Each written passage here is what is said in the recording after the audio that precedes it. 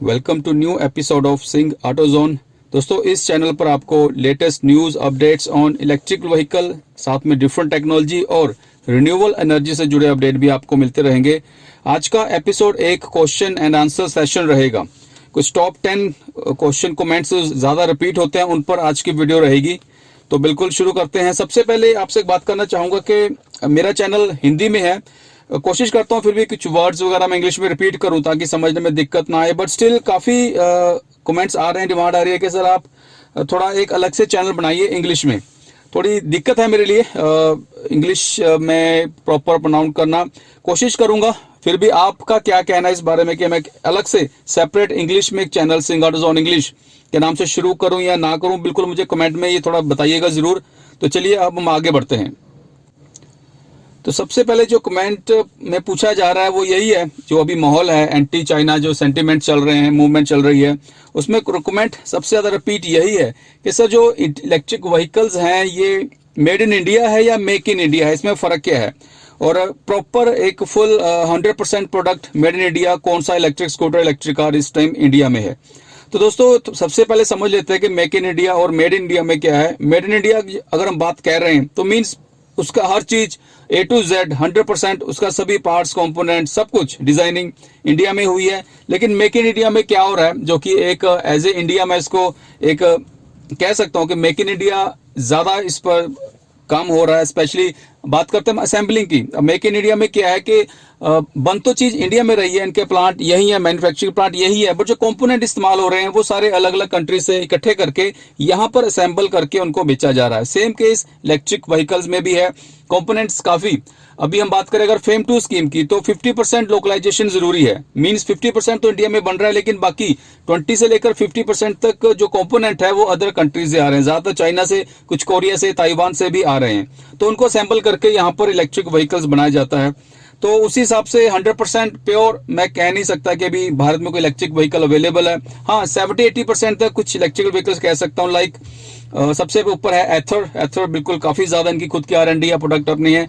लेकिन फिर भी जो बैटरी सेल है वो तो जापान, चाइना, कोरिया, ताइवान यहाँ से ही आ रहे हैं, वो यहाँ पर नहीं बन रहे हैं। तो ये सबसे बड़ा फर्क है, इस बात को आप समझिए। और भारत को मैं एक असेंबलिंग हब कह सकता हूँ, एक मैन्युफैक्चरिंग हब मैं अभी नहीं कह सकता हूँ। तो सेकंड कमेंट सबसे ज्यादा पूछा जा रहा है कि सर जो कन्वर्जन किट के साथ अगर हम किसी पुराने व्हीकल को इलेक्ट्रिक में कन्वर्ट करते हैं, कि हम उसको रोड पर चला सकते हैं, क्या गवर्नमेंट उसको अलाउ करती है। तो दोस्तों सीधा सा फंडा है, आप जो भी किट अगर आप खुद बना रहे हो या आप किसी से आगे किसी कंपनी से ले रहे हो तो वो RI सर्टिफाइड होनी चाहिए, ARAI।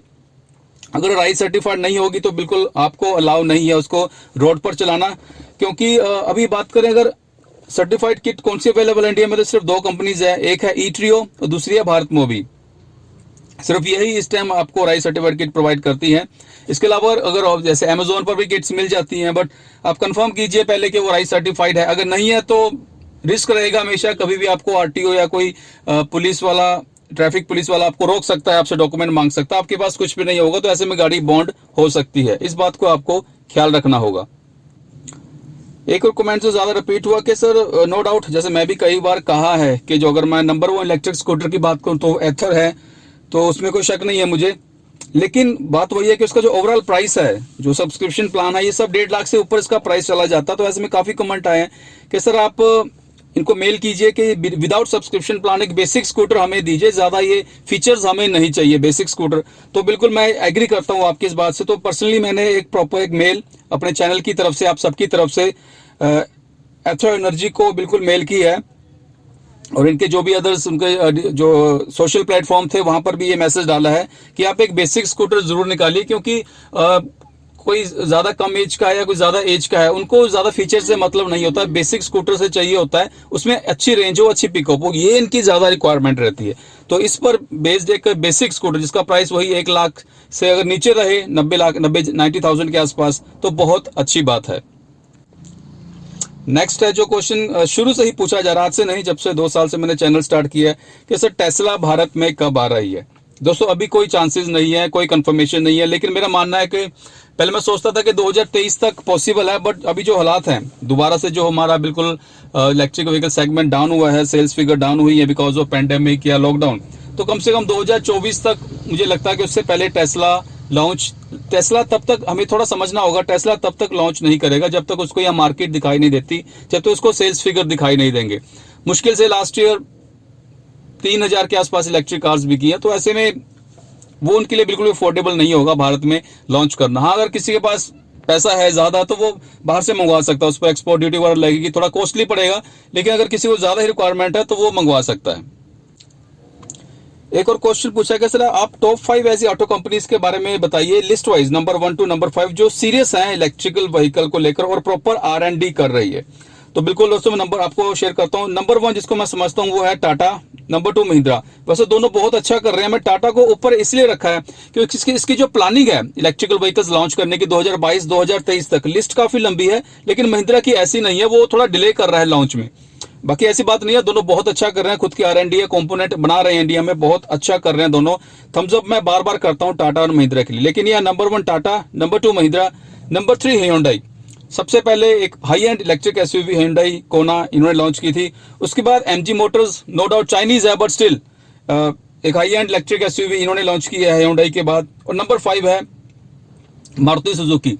वो भी मैं इसलिए ले रहा हूं कि उम्मीद है, वैसे मैं ज्यादा उम्मीद नहीं करता हूं मारुति सुजुकी से, क्योंकि सिर्फ इनकी बातें रह गई हैं, कोई ज्यादा सीरियसनेस हमें दिखाई नहीं देती है इलेक्ट्रिकल व्हीकल। बट स्टिल जो इनकी वैगनार है या ये और कुछ आगे, मुझे उम्मीद है कुछ ना कुछ एक मास स्केल का प्रोडक्ट लेकर आएंगे, क्योंकि नंबर 1 कंपनीज है, कुछ तो उम्मीद इनसे करनी बनती है। हाँ, ये पूरी ना करें वो अलग बात है, इनकी प्लानिंग, इनकी सोच सिर्फ सेल्स तक है, इनकम तक है, वो अलग बात है।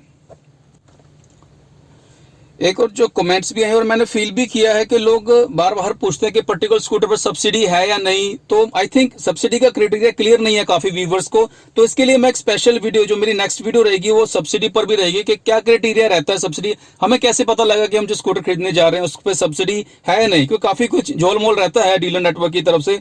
तो आपको सारी क्लैरिटी उस पर मिलेगी, नेक्स्ट वीडियो मेरी सब्सिडी पर ही होगी।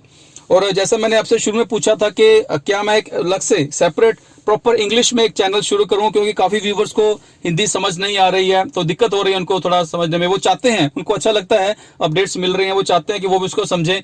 तो मुझे थोड़ा गाइड कीजिए, जितने मैक्सिमम आपके कमेंट्स आएंगे रिगार्डिंग कि हाँ मैं चैनल शुरू करूं इंग्लिश में, तो मैं कोशिश करूंगा। थोड़ा मुश्किल है बट मैं करूंगा डेफिनेटली, ये मेरा आपसे प्रॉमिस है। तो ये था आज के लिए ओवरऑल क्वेश्चन एंड आंसर, यहीं तक। आपको ओवरऑल वीडियोस क्या लगी, पॉइंट मेरे कैसे लगे, कोई मिस हो गया हो, आपकी कोई रिक्वायरमेंट हो, क्वेरी हो, तो आप कमेंट जरूर करें, मुझे अच्छा लगेगा। आज के लिए इतना ही, धन्यवाद। जो व्यूवर्स फर्स्ट टाइम चैनल पर आए हैं, रिक्वेस्ट है सब्सक्राइबर जरूर कीजिए और बेल आइकन बटन को दबाना जरूरी है, ताकि सभी इलेक्ट्रिकल व्हीकल्स, बैटरी टेक्नोलॉजी या रिन्यूएबल एनर्जी से जुड़े अपडेट आपको मिले सबसे पहले। धन्यवाद दोस्तों, जय हिंद।